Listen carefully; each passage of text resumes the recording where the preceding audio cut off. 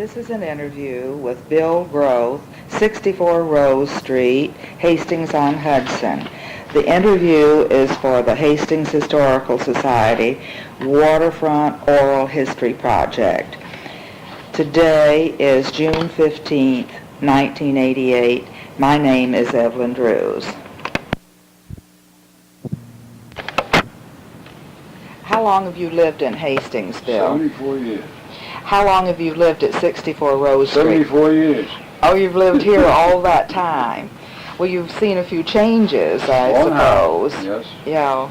Do you remember all of your neighbors on Rose Street? Yes, all my neighbors on Rose Street. The Ramseys, the Slavins. You want more? Mm-hmm. The Ramseys, the Slavins, the McDermotts, the Mafflins, the Arches, the Gilligans, the Dailies, the Hardens, Brown, Alexander, Foes, Fisher. That's about it. Mm-hmm. What was your father's name, Bill? Gustav Adolf. Mm-hmm. And your mother? Ida. Yeah. Bill, you told me that your father was born in Hastings also. My father was born down underneath where the Green Tavern used to be. Down the alleyway there's an apartment down First Landing off there. Mm-hmm. Do you know who owned that building at the time? I don't know. No, I don't. Mm-hmm. But when he married your mother, they came here to live. When he married my mother, they lived in Brooklyn for a short while until after I was born, and then they came here. Uh-huh. So you've been here ever since. Yes. You told me that you remember an orchard close by. Down of where High Street goes from Prince to Farragut Parkway. All that was known as Nichols Apple Orchard. Mm-hmm. And well, of course, it wasn't taken care of, so the apples weren't that good. But we used to get down there and get the rusty coats and eat the green apples, and everybody was complaining about they were going to get cholera morbus. What's cholera morbus? That was from eating green apples. Was that a name you made up? Well, the kids get sick. Hey, when we ate apples, why we didn't eat one or two. Uh-huh. Green apples, they weren't ripe, and that's what we were. Made it up, you know. Did the Nichols chase you from their apple orchard? Well, if Mr. Nichols, old Bill Nichols, was around, he would chase us, but he lived on the corner of Farragut, where Farragut and Farragut Parkway meet now. That big house, that's where he lived. And that is, he very seldom came back in there, but if he came back in there, well, he'd chase you. Mr. Nichols he got ice out of the Hudson River? I don't know about that. He had, you know the quarry that's over in Rosedale Avenue? Yes. He owned that, and he quarried that by hand. When I say by hand, they drilled by hand with a sledgehammer and a drill, two men, and then they would put the powder in and blow it.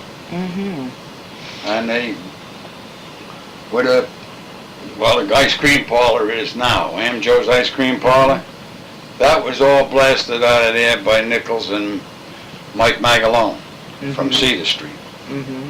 And all the stone that was taken out of there, some was used to build that house at 3 Green Street. But Nunis, the Greek, they owned that property on the corner. And according to Ann Newell's husband, Charlie Mazurs, his family owned that originally, way back, in the teens, 1914 or whatever it was. But then the Lunises came there, and all it was a little shack.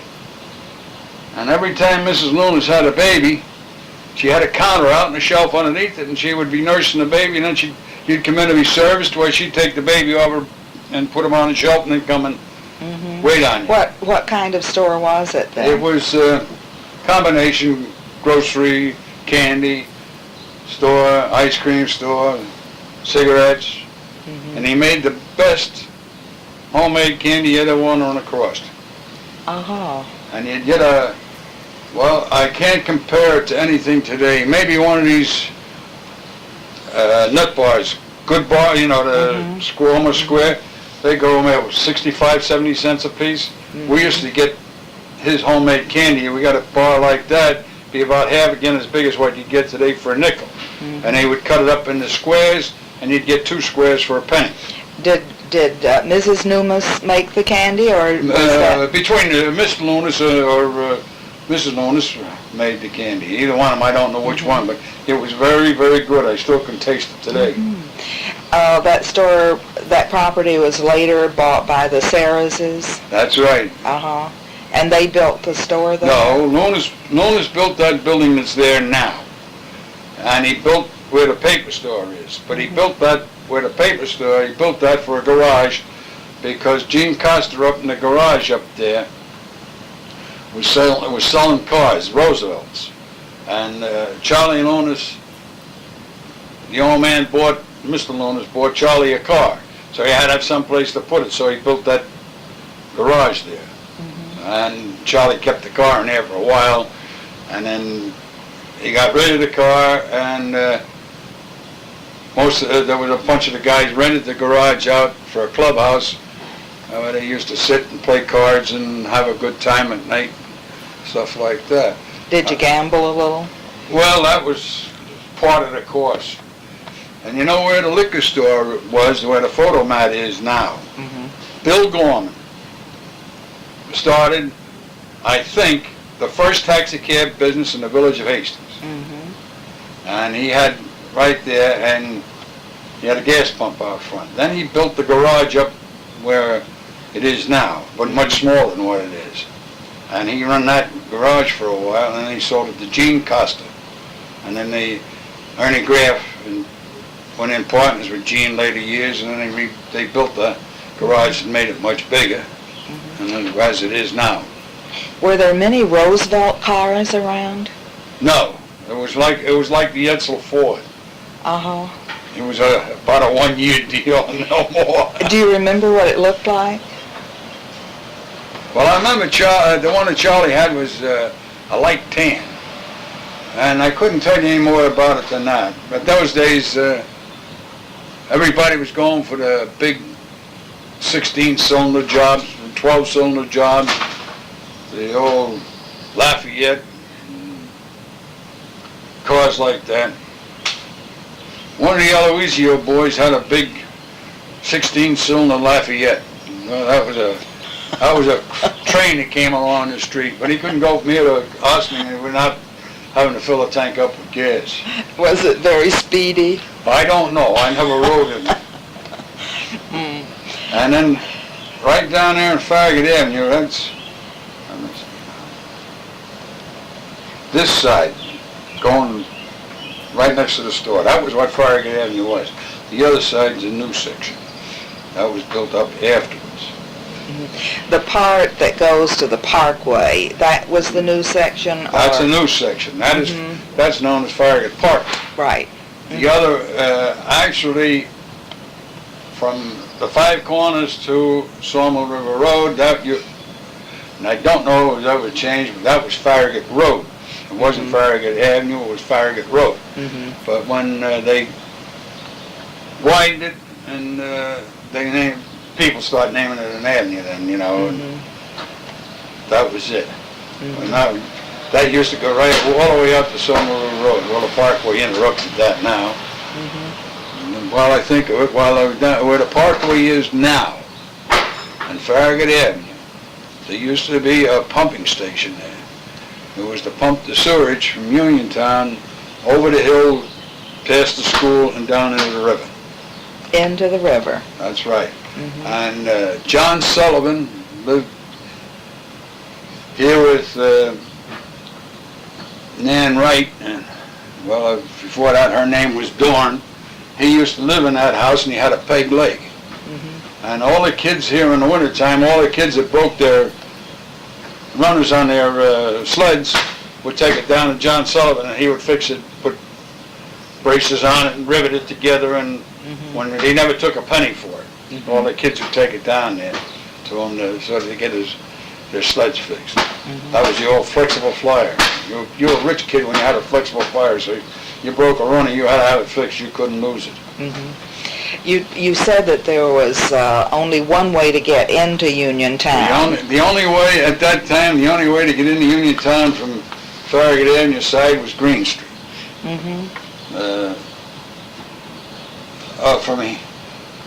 From there we came up to Prince Street and then came in. High Street did not go down past Prince Street.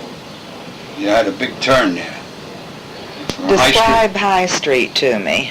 High Street, well, where 13 High Street is now, that used to be... Who lives at 13 High, do you know?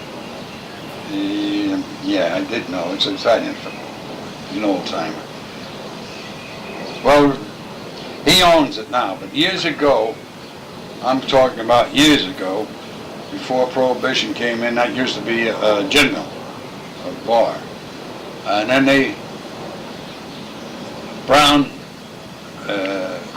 lived there for a while, and he got out and bought this house and come down here. Then Mr. Inkwee came into town. The Inkwees came into town, and he run that place down there, and he had a barber chair in the back. So my old man would take me over there and give me a haircut for 10 cents. He went inside and got drunk, which was a standard procedure for all the family, all the men around, you know. But now High Street came down past Ingwe's. Down to Prince Street and turned down left. Down to Prince and turned left. Turned left or right. The dead end was in there. And on Prince Street in there was, the McGavins was on one side, and the Dorns, and then when Bill Wright married Nan, they built a little cottage in the back, which they never moved into, but Nan's brother, Jimmy Dorn, lived in it. And then there was a little house back in there where Tinny Burke lives. Now, Gunther's house wasn't there, and the houses across the street weren't there. But it's hard to visualize High Street turning off to the left or right and not going straight down to the Parkway. High Street can turn to the left there or right, but left to get out of town, out of Uniontown. And in the wintertime, all those kids are taking a pile of snow up on the far side, and so they could go around the corner, come down from the top of the hill and go around the corner. Did you ever hear of Pulver's Hill? Do you know where that is? Pulver's Hill? That's over here. That's Pulver's Field over here, and that right here where at the end of from Green Street in, that was Pulver's Field. And up to George Ufer's place. Up on High Street. No, yeah, but he's up on High Street, but we didn't go come down through there. That was Pulver's Field. I don't know whether that was Pulver's Hill or not. But that was Pulver's. Imagine that wouldn't be Pulver's Hill, because that was they had that in there. That was a shortcut then from. Shortcut. Yeah, you came down. Well, the first house at the Neals. Well, let me say this. You know where Capron lives? Yes. May Capron lives. Then there was another house, and then you went over there, and there was a brook that came down. There was a spring came down out of, the sisters lived there. Well, the brook came down through there, and you came, that was a shortcut to come down. Because that was where, on paper, Green Street was supposed to go all the way up to High Street. All the way through. That was on paper. Yeah, didn't ever get cut through. No. Yeah. And, do you remember, do you know how Rose Street got its name? No, but I would imagine he got it from Hudson P. Rose. Why would you think that? Because he was a developer here in this section. He built some houses on right, Rose Street? I know he built these two houses. Your house. And Ramsey's house. And the Ramsey next door house. That's right. He also developed up in Hudson Heights. And you think that's the reason Hudson Heights? That's right. I was told that by my parents, my father, or other people. They would always talk about that. And because when I was a kid, my uncle Bill, he delivered milk for Sheffield's. But Sheffield's and Borden's had an agreement. Sheffield's could go up into Hudson Heights, and Borden's could go into Uniontown, but they couldn't go, Borden's couldn't go up to Hudson Heights, and Sheffield couldn't come here. Mm-hmm. Right? So Right. that's the way it was. But down the village, both of them worked the village. Mm-hmm. And then we had, Fisher had a milk house. You see this garage like it's a construction office now? Uh-huh. That was a milk house where he pasteurized milk and bottled milk and all that. The machinery was in there. Wasn't he a builder, Bill? Afterwards, he organized Villard Construction. He and his son, he sent his son away to school and he learned civil engineering, and that's... Mm-hmm. What was Mr. Fisher's name? Steve. Steve. And his son was... Harold. Harold. Mm-hmm. Well, there was Harold, there was Edie, Edna, Thelma, Ruthie. Well, Kenny was in between Edie and Were Edna. they in business there for a long time? Well, he had the milk business until he went into construction business, and then Harold, through I imagine college chums, got an awful lot of work from the state. The state armories up around Syracuse, the Ossining, the Sing Sing prison. He did a lot of work in there. He built an awful lot of armories for the state up around through Syracuse and upstate. And then he started to pull in and just went local. Yeah. And he had Ken Fisher worked for him, and Elmer Cropsey that worked for him. That's the ones from up the top of the hill. You mentioned a lot of your neighbors. You didn't mention the Booths who lived on the corner. Well, the Booths, the Alexanders lived there. The Booths moved in. They bought the place, and then they moved in and renovated. Old Bill Booth was a personal friend of the poet laureate of England, John Masefield. Yes. And John Masefield used to visit Bill Booth down there. He met him down at work. He worked down at Alexander's. That's years and years ago. They had carpet.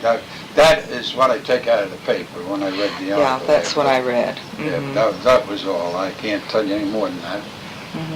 Did Mr. Booth talk about his friend? Well, there was two things in Bill Booth's life: fishing and drinking. Drinking his beer. He had to have his beer. Do you think the poet liked to drink with him? I don't know. I can't tell you because they say he did, but I can't tell you. I don't know for sure because, look, I wasn't interested. Like being a kid, I wasn't interested in that stuff. You understand? You said that you did have your own bootlegger on the street.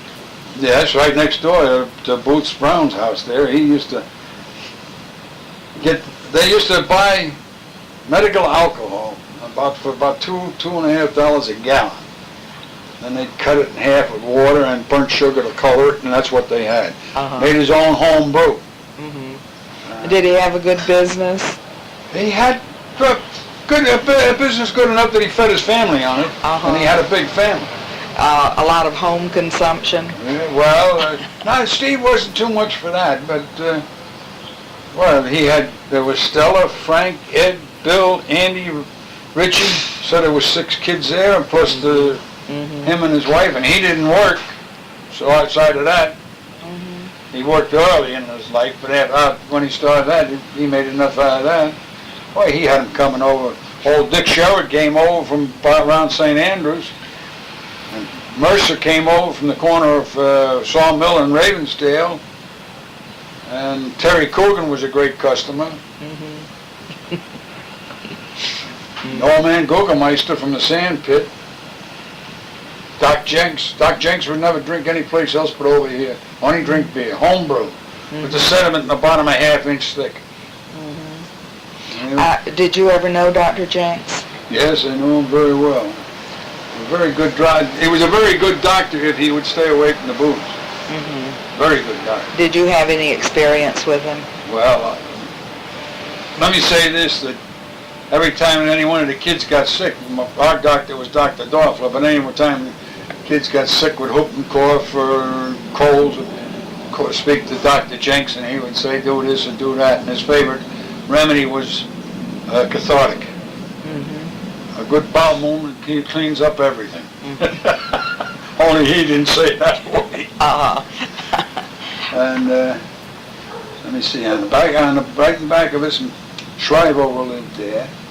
And down where the Getty station is, on the corner of Farragut and the Pear Place, the one they're having the trouble with, Yes. he started one of the original concrete block factories. Mr. Shriver on the back here. He lived on Prince Street. Mm-hmm. And because that was known as a sand pit down there, and all he had to do was walk outside and pick up a shovel full of sand, and he had all the sand he wanted. It was the whole place was sand. Mm-hmm. And he did that until his son Walter got caught in the machinery. That set old man Schreibvogel off, and that was it. Mm-hmm. He went off. He didn't live long after that. But he was tied up in with Walter. Walter was a beautiful looking blonde German, if you understand what I mean. Tall, good looking, good, well built. Was the boy killed? Yeah. Mangled. Yeah. And let's see what else. Then right opposite that, where McIntyres used to live. You know where McIntyres used to live on Prince Street? There was a house there, and the Burgetts lived in it. It was picked up and moved from there down to Farragut Avenue, and Pete Costello and his family live in it now, down opposite the Ashley Road. And a lot of houses were moved from near the school. Yeah, that's over on Rosedale Avenue. Rosedale, right. That's Bill Newell's house and a house next door to it, the two houses across, two or three houses across the street, and the one in the quarry. They were all moved from around the school. Devine owned one, and Haynes owned the other one, and there was quite a few houses moved. Then the one on the corner, Hopkins owned that, where the school office used to be. That's moved over by Aloysius. They bought that and had it moved. And that's about the only ones I remember. But when you go around through there, where those houses are, where Bill Newell and that, in that area, that was on Bill Newell's side was a swamp, and the village used to dump not garbage, refuse, ashes and old iron and stuff like that. They would dump it in there. And on the other side was what was known as Nichols Pond. That I do know he cut ice on. I guess that's where we got the ice. I know he cut ice on that. And that brook goes down through Ravensdale, the development of Ravensdale. That was all Bootlayer's estate. And when I was a kid, that was to go over there where, Teddy Myers used to live there. You go in the Fenway, and then you go on the Fenwick. And as you go down, then you come up on a slight grade. Well, on the right-hand side, there used to be a big tree there, oak tree. And there was no houses there, big oak tree. And I thought that was one of the greatest things in the world to go over there on a picnic. All of a quarter of a mile away from home. But as kids, we thought we were out in the woods. A big adventure. That's right. And then Bootlayers used to have a big hedge around there, and we used to sneak through the hedge and hit their grapes and fruit. We were little thieves. Well, where you live, Pop Glazer lived up there. Right. And out on this side, right at the top of the quarry, he had a yellow cherry tree. And we used to go up there and hit that. Well, he didn't mind us taking the cherries. But naturally, we were going to be chased sooner or later. I thought we were going to be chased sooner or later, so we would break the branches off. And when we broke the branches off, we did get chased. I have to tell you, a hurricane took that tree down one year. Well, it's about time. That was an old tree then. And a lot of grapes in the backyard. Oh, yeah, he had that right there back by where Bears lived. He had that. That was all grape bottom. And then across the street from that was the Scharfs. an old man Scharf, and then Bob Scharf lived in there for a long time, and Bill and Henry, his brothers, they didn't live up here, but the daughter married Roy Chambers, and old Hen Scharf moved in with them, and that's the next house to that. And then On Cedar Street. On Cedar Street, and then the Fosseys lived in the next house, and he had, Toddy Fossey had a ice and coal business there. And then he unloaded that, and he went into masonry. Then the Questos, and right alongside of the Questos' house was Magalone's. And then he came back on this side. There was no houses on this side past, not past Questos, but right almost this side, just like with this side. In other words, right next to Kozlop's garage. Right. There was a house in there, and first people I remembered living in there were the Fitzgeralds, and he was the manager of the A&P in Hastings. That's when it was down on Warburton. It might have been where he might have had that job when he was on Main Street and moved to Warburton, because it was on Main Street. The A&P. The A&P was on Main Street. Right, you know where Hardware Home Workshop is? That building. That was the building, the entire building was the A&P until Hudson View Meat Market moved from the corner of Washington and Warburton over there. They had them butcher shop there, and then they moved from there to where Jacobson's drugstore is, or Jacobson's drugstore, Yedowitz's. It's in that neighborhood. Wait a minute, it had to be in Yedowitz's where Ferrera's had produce, grocery store and produce. Next door to it, where Jacobson was, that was where Hudson View Meat Market moved in. Because Show Shack was on the other side with the hardware store where Aloysius is now. Aloysius was about half the size of it is now. But then that was his old showroom here. Aloysius himself, he had that building. But right alongside of that was a green building. And Lawyer Burns was lawyer in there, one of the few lawyers in town. That's where my grandmother went to have all the law business. And upstairs, well, it first was downstairs in the back, but then he moved upstairs, was Dr. Finkelstein.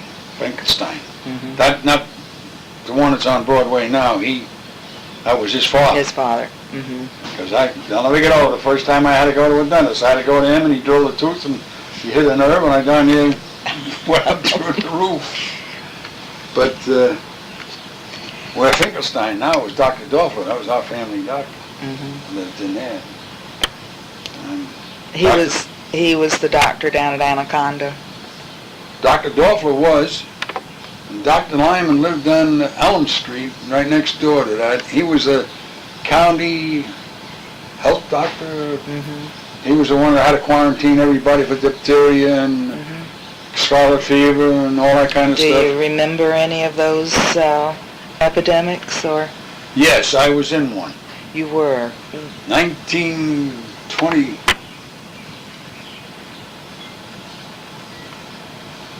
About 1922. I can remember here, it was in February, in the middle of winter. My father had a Model T car. And they called Dr. Dorfler over here about 8, 9 o'clock at night because I had taken a turn for the worse. And all I can remember that night, it seemed to me, was every 15 minutes, Dr. Dorfler had hit me on the bare backside, turn over, Bill, and then I get hit with the needle with the toxin or whatever it was for diphtheria. And at 2:30, 3 o'clock in the morning, Dr. Dorfler had only 1 or 2 shots left, so he sent my old man down to St. John's Hospital, on the corner of Ashburton and Broadway. And my father went down there in a snowstorm with the old Model T with a couple of foot of snow on the ground. He went down, got the toxin, and brought it back. And Dr. Dorfler sat there from 8, 9 o'clock at night until 6 o'clock in the morning. And I can remember my mother came into him, and she said to him, come on, doctor, have breakfast. And he said, I'm too tired. She said, come on, you gotta have breakfast because you'll be going to the hospital. So he went out in the kitchen, they had breakfast, and then he came back in. He said to my father, he says, I think he's over the crisis now, and it's up to him now. So from then until the time I got out of there, I kept Liggett Drugstore in Yonkers in their castor oil stock, castor oil stock. My father was buying it by the gallon. Was that prescribed by Dr. Dorff? Well, I don't know who prescribed it, but I know I was getting castor oil by the ladleful. Ladle. Do you think Dr. Dorfler saved your life? Yes, very much so. Thank you, Bill.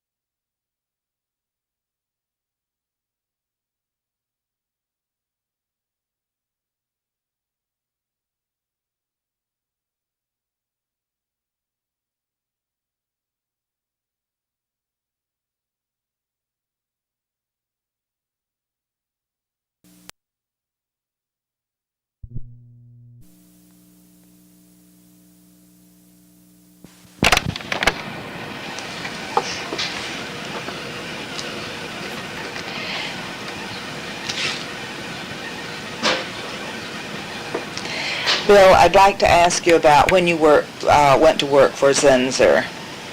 The day? The date. May 31st, 1933.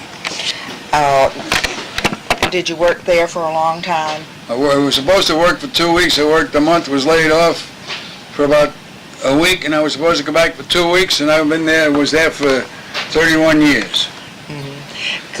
What did you do for Zinser?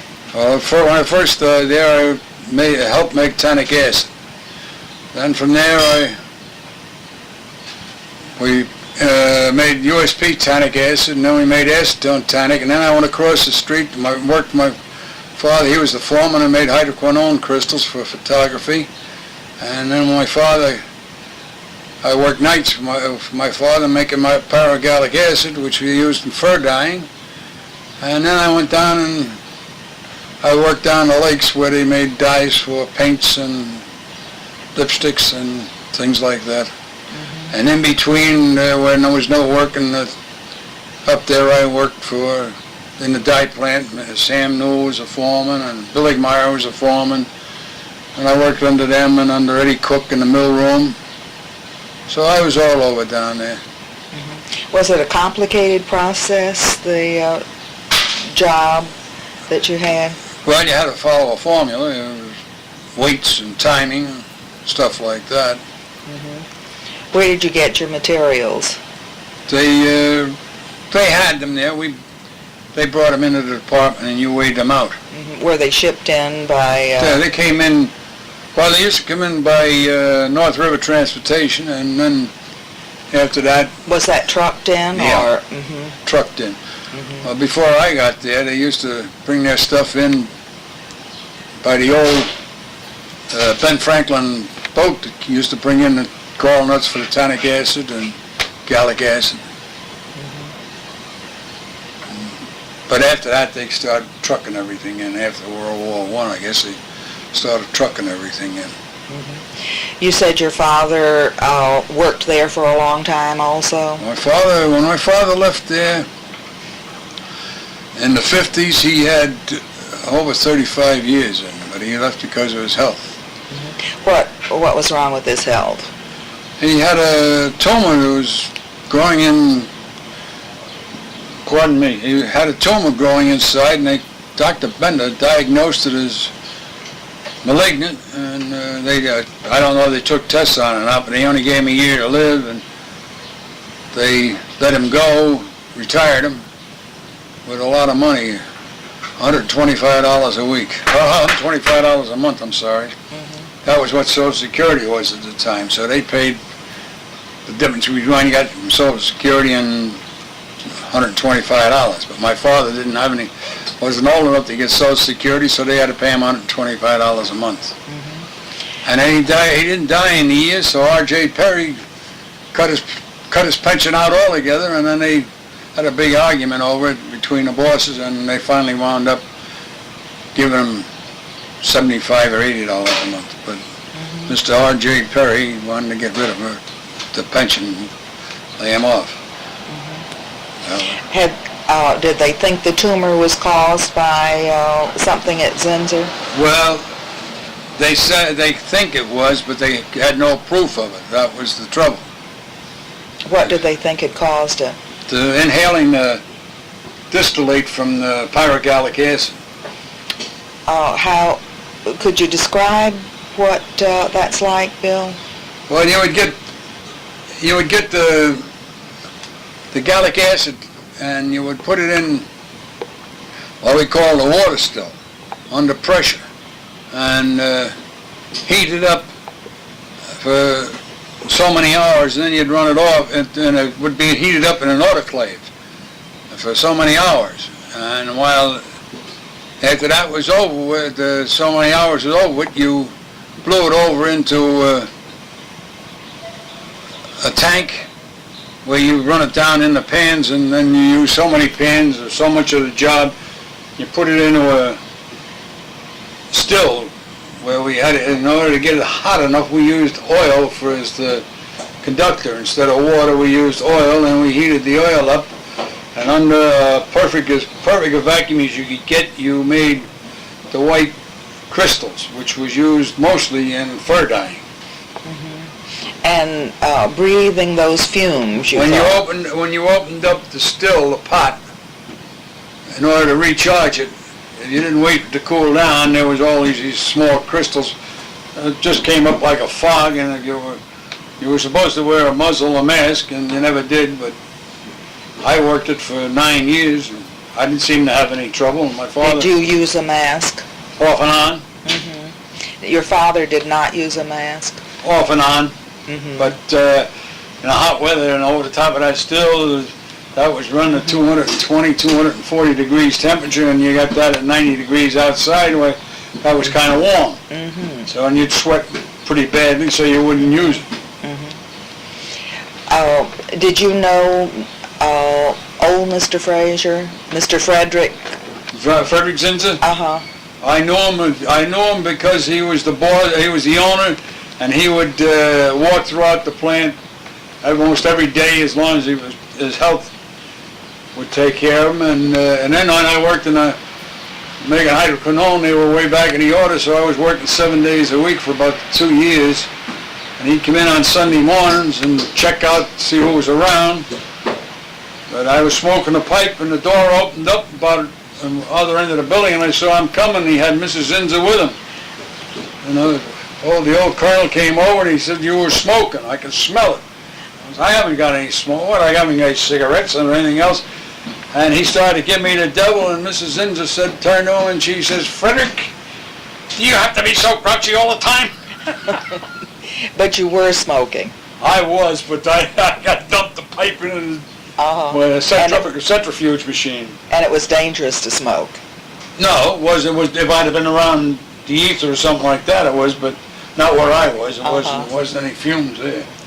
And especially on a Sunday morning. But was there a son that took over the business?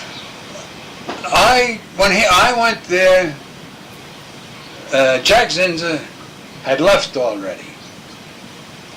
Bill Steinschneider had left.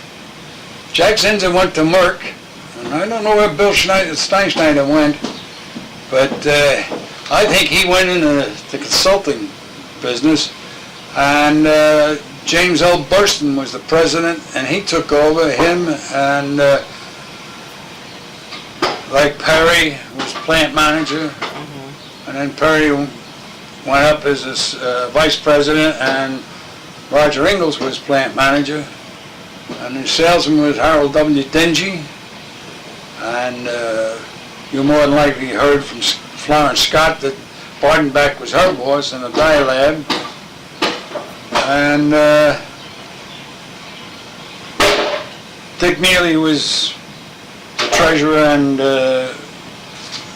and Jimmy Craig worked with him, and the women in there, about the only one I can remember out of there outside of Florence was Mrs. Devlin and Lily Silbert, Mrs. Craig. And then up in the research, Dr. Berger was the research chemist, and Frank Turek was a research chemist, and he had Stanley Kowalski working for him, and Frank Domchek. Were they all local people? Berger and the chemist weren't. No, Dr. Berger wasn't. I don't know where he came from, but he learned his business on the other side. Frank Turek went to college here, and from what he told me, that Frank Turek had been a laboratory boy, but Dr. Zinser took a liking to him and sent him through school. And then in the control lab, Sigville Dale, and he was in charge of the control lab. Him and Jim Doach worked in there. You told me your father spoke German. Did he speak German to Mr. Zinser? I don't know. My father and Doc Zinser would see one another 100 yards away, and sparks started flying. Why do you suppose that happened? Because they loved to argue. Oh. Do you think it was their German background? I don't know, but every time Dr. Zinser would come in, he'd find some fault with the way the old man was doing it. The old man would tell him to go to hell and get out of here. And they'd go at one another. I know Doc Zinser fired my father on the average about once a month, all the time I was down there. And then one of the plant manager, whoever it was, Ingalls had come up, or usually even he'd come up and he'd speak to my father. What'd you do to the old man now? My father, tell him. Don't worry about it. Just stay out of his way for a couple of days until he cools down. So he was never fired permanently? No. He wouldn't have been there that long. But they liked one another. Yeah, but they couldn't get within 100 feet of one another without the sparks flying. And how did you get to work, Bill? Well, it's all according to, it was, when my father was going in, when we were both working days, I would get down with him. But if my father wasn't working, I was working nights, I'd walk in. I'd walk over the hill and go down through Langmuirs and over the aqueduct and down through that way. Come down by Pinecrest, through by where the barracks used to be, and come down that way and come down the steps. Did you walk through a tunnel? Not when I worked there when I was a kid, and I went fishing down the river with my father. We went through the tunnel on the north end of the building. That was open then, onto the railroad tracks. Because my father used to work nights, and he'd down there go fishing on tommy cods and crabs, eels. And you ate all the fish? Yeah, naturally. With 6 kids, you had to do something you didn't eat otherwise. Weren't you worried about Zinser dumping things into the river? No, you didn't. Pardon me. You didn't have that. With the sewage that was coming in through the public dock, and the sewage was coming out of the Anaconda, and stuff coming out of Zinser's, you didn't have any discoloration. There wasn't that much of it, evidently, because however it was, we didn't know anything about it. because we ate the Tommy Cods, we ate the Lafayettes, we ate the eels, we ate the crabs. How did you prepare the eels? Well, the eels, we'd skin them and fry them. How about the Tommy Cods? Tommy Cods, well, you got them and fry them too, and most of the time it was in bacon fat. You know, you bread them and dry. And they were like, let me say this, the Tommies we used to get out of the river were more along the lines of schmelts. You know what a schmelt is? When you ate the Tommy Cods, you practically ate bones and all.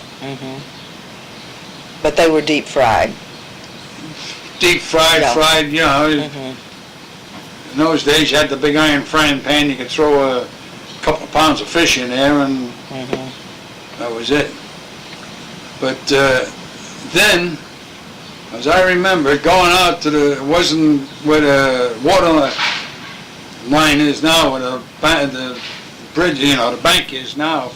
That was, this side of that, it was only just maybe 50 feet from the buildings.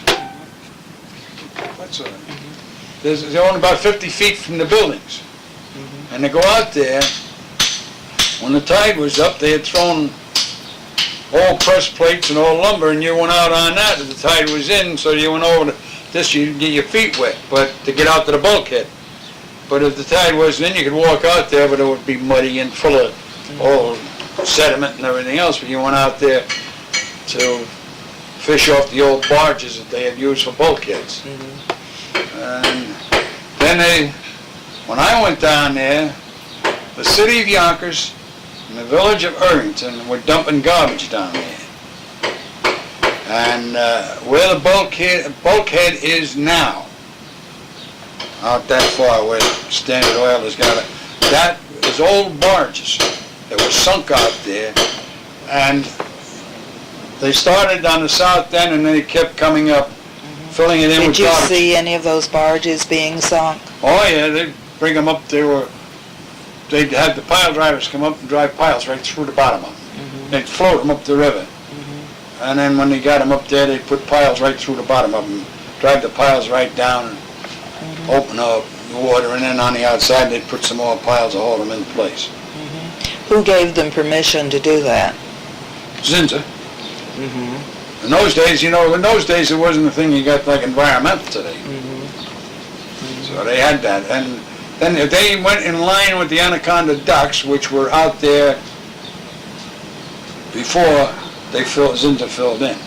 But actually the south end of Zinza's property, where the office is, where 52 building is, and 53 and 57, and now I don't know what they use for. We used to use a shipping room.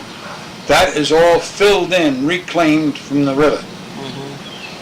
There wasn't any of that. There was only just the north end up where the powerhouse used to be, and just a little south of that toward the tracks.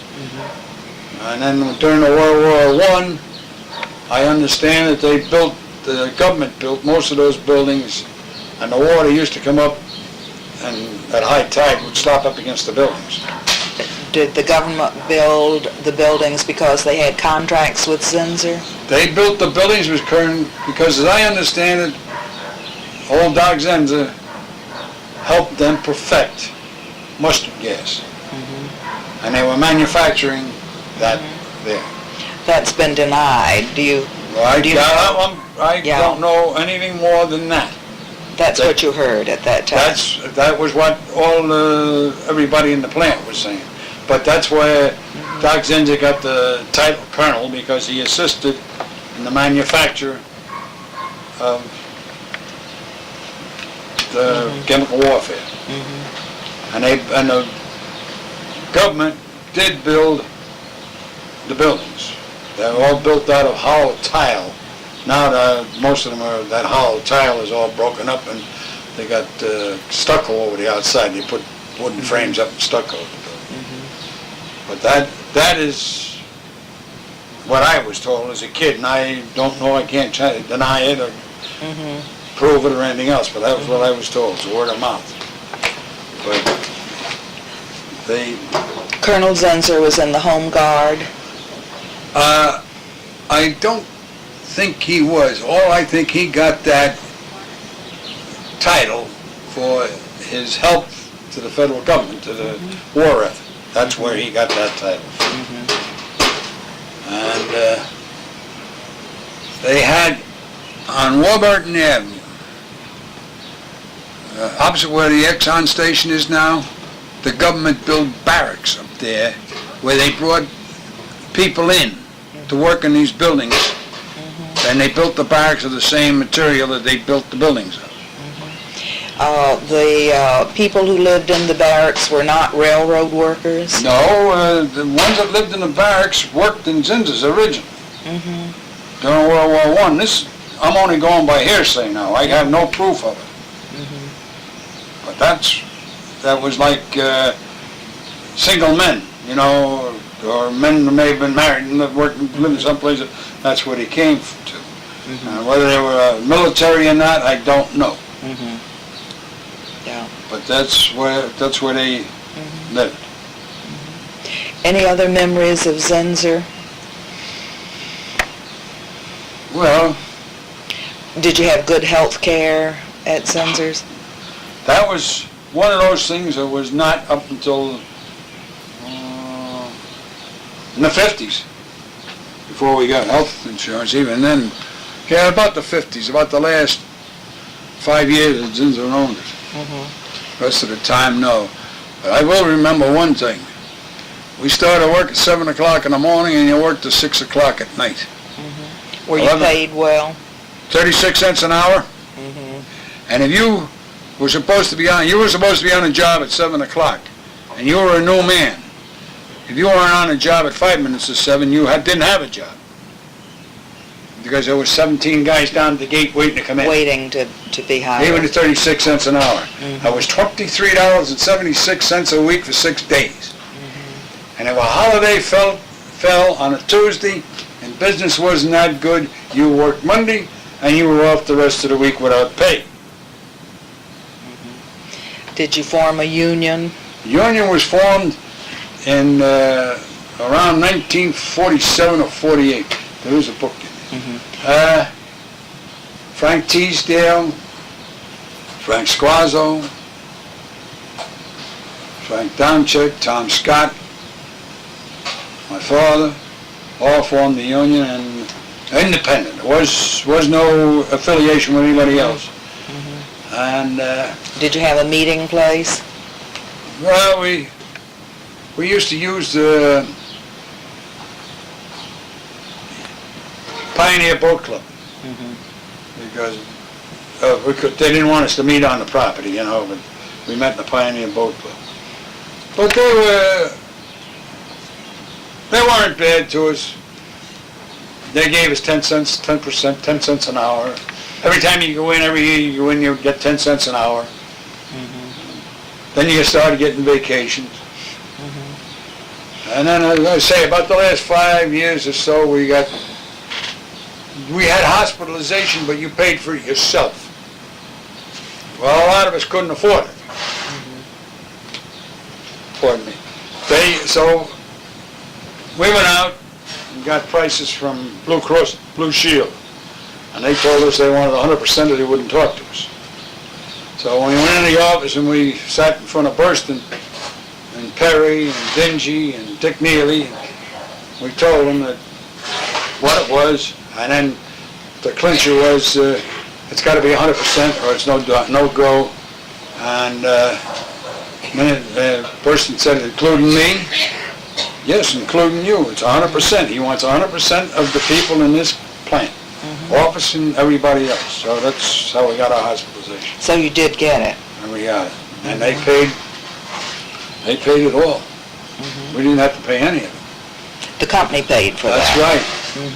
And then when Zinza sold out and Harshaw took over, they continued.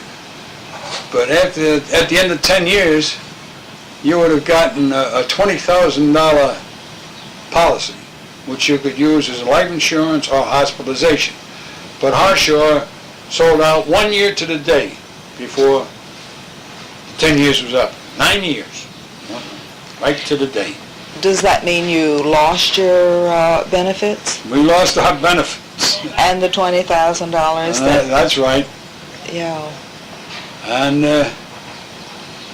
that's, I remember old man Keach, Charlie Hardwick, Nels Bowman, old man Weber, Frank Weber, that was his name. He was a tough old bird. Real typical Heinigeblatz, proud head. He would go in his office and he had a toothache or he had a trouble, and he was over 80 years old. If he had trouble with his teeth, he would take a pair of pliers and pull his own teeth.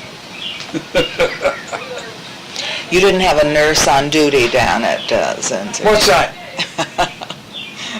No. Well, after we got the union going and the hospitalization, Tommy O'Leary was the first aid man. He was the clerk in the plant office. Was he trained? No. But most of us had been in fire department, so most of us knew something. Tom didn't, but most of us knew something about first aid, you know. You got What kind of accidents would you have at Zinsser's? acid in the eyes, dye in the eyes, burns, small things. Very seldom anything else. Very seldom. It was very good. Outside of when we had the explosion and we lost Krug and Tabor away, then that was. We did have one other one, Hollop. He was a yard man. He was working in a powerhouse. They were changing something in his boiler, and he had to get in underneath the grates, and somebody pulled the lever and dropped the grate in on top and crushed him. But that was. Then a man before that, long time before that, he working nights. He went over the top of a tank and lit a match to see how full the tank was, and it blew the acid up into his face, and he got blind. But that, the very, outside of that, there was very few. Well, old Tom Gorman, which I was told, I don't know, I was told that he fell into a tank and that's where he lost his legs. But I couldn't tell you that. I don't know, but I do know about a fellow who was blinded. I was in the service when Hollop got it, and I was working there when Coogie Tabor got it. Did they take care of their families? Yeah. Yeah. But let me say this, that by today's standards, it was nothing. In other words, it was out of the goodness of Zinsser's heart, not the colonel's heart. I don't mean that. I mean the company's heart, that they would get so much money per week for life. Till they, while the man was still around, or until his family grew up, went out on their own. They would take care of his widow or his wife. And were there many boats on the river when you were working down there? No. Most of the boats that were on the river were the dayliners. And you would get them going up and coming back. You'd get the DeWitt Clinton and the Peter Stuyvesant and the Alexander Hamilton, and they would go up to the Kipsey, and then they'd turn around and come back, 10, 11 o'clock in the morning. They would come down 3 or 4 o'clock in the afternoon heading in. But then if the boat went up to Albany, every other one, they took turns going up to Albany. Well, they would take one day to go to Albany, and they would come back the next day. But then you had the night line that would do the same thing. The night line would leave New York, go to Albany, lay over during the day, and come back the following night. So you'd have one leaving Albany at night and one from New York at night. That was the honeymoon special at night. There wasn't that many boats on there. All right, before I went into service in World War II, then you would see the troop ships going up to pick them up at Camp Shanks, or coming in there. But very few of them. And then after a while, you start seeing the oil barges going up. But otherwise, you saw the barges coming up and coming down. They were over toward the Jersey Shore mostly, and they were bringing rock down, cement, bricks from from Haverstraw and stuff up there. But that place was, I worked there for 31 years. I honestly and truthfully say I didn't kill myself working. And Well, you sound like you enjoyed your job. we had a damn good bunch there. The Miller brothers, Tony Gephardt. You liked the people you worked with. They were a family. They were all a family, and and if you got into a spot, why they were there to help you out, you know, and things like that. Yeah. Could we change the subject a little? You were telling me about a plow that was... Well, Can you describe the plow? the plow that they used to plow Farragut Avenue with and was made out of wood, and it seemed to me it was a 2x14 or 3x14 plank, and they had a big plank across that kept them separated where the driver sat on, and two horses pulled that plow, and they just knocked off the top of the snow so that the cars could get through. They had to leave 8-10 inches of snow, well, according to how much snow was there, but they would leave anywhere 5, 6, 8 inches of snow on the ground, but that would be packed down, and there was snow from the first snowfall until the spring thaw. How did the cars get through? Well, with the cars the way they were high. The almost everybody could afford a Model T. Wanted a car so they could get through because they were very high off the ground. So they weren't worried that much about the snow? And there wasn't that many cars. Old Pop Glazier had about the first one. And then Gorman had his cabs. You They were all Model described... Ts. All of them were Model Ts? That's right. Yeah. You described Mr. Glazier coming down the hill in his car. What kind of car did he have? He had a Model T. Uh-huh. He would come up out of Prince Street, turn up on High, and he'd get up to James Street, swing into James, turn around and back up the rest of the way because he would run out of gas otherwise. It was gravity fed from the gas tank into the carburetor. And that was what kept them going. They had to turn around and go backwards so that the gravity would feed the gas. You told me about another person, Ricky, who had a special car. Could you tell about that? Dave Ricky had a Harley Davidson motorcycle. That was what he had. That was a big thing. He was crazy on that. He would take it up to the corner of Ravensdale and Farragut, stand on his head, get doing 60 miles an hour, come down past the stores, down Farragut Avenue, down toward the Sawmill River Road, on his head on the saddle. Did he ever get hurt? Well, that I know one time he went off the road, but he only got scratched up, but he had broken arms and stuff from other crazy stunts that he pulled. And then, right where, well, the liquor store used to be, there's a photomat there now, and that's where Squatty Gorman had his taxi office. And he had Joe Ward, which was his brother Danny's brother-in-law, because Danny married Sissy Ward, Kissy Ward, and they lived up on Jefferson Avenue in Hudson Heights. Did they have all Model T taxis? And Model Ts. Nobody wanted anything else because the Model T was around here. Jack Devine used to sell Model Ts. Okay. Thank you, Bill.